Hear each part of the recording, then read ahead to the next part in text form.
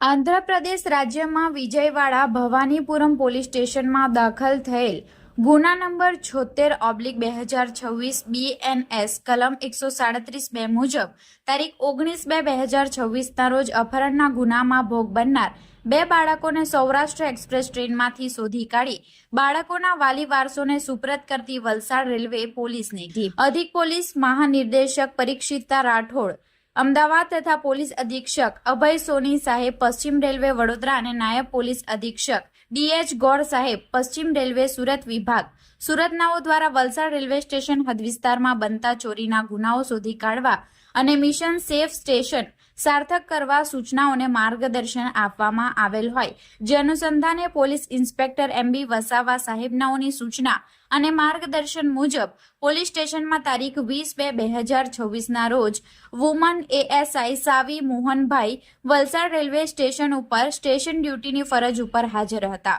આ દરમિયાન તેઓને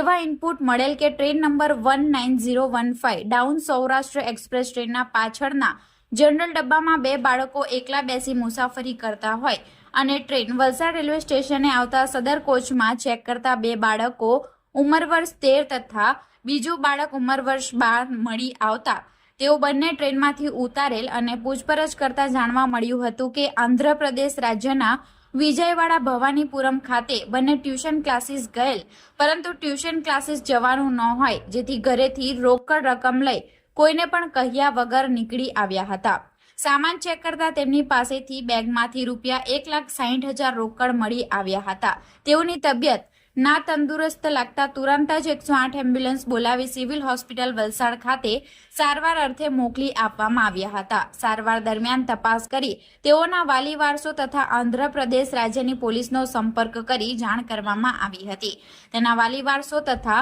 Andhra Pradesh Vijayawada Bhavanipuram police station police કર્મચારીઓને પણ જાણ કરવામાં આવી હતી। પોલીસ સ્ટેશને આવતા તેઓને બંને બાળકોનો કબજો તેમની પાસેથી મળી આવેલ જેઓ ઘરેથી લઈ આવેલા ₹1,60,000 રોકડ રકમ બે બેગ અને બીજો સામાન તેઓએ મુંબઈ ખાતે અલગ અલગ મોલમાંથી ખરીદી કરેલ મોબાઈલ તથા સ્માર્ટ વોચ બીજો કિંમતી ઇલેક્ટ્રોનિક સરસામાન સુપ્રત કરવામાં આવ્યો છે।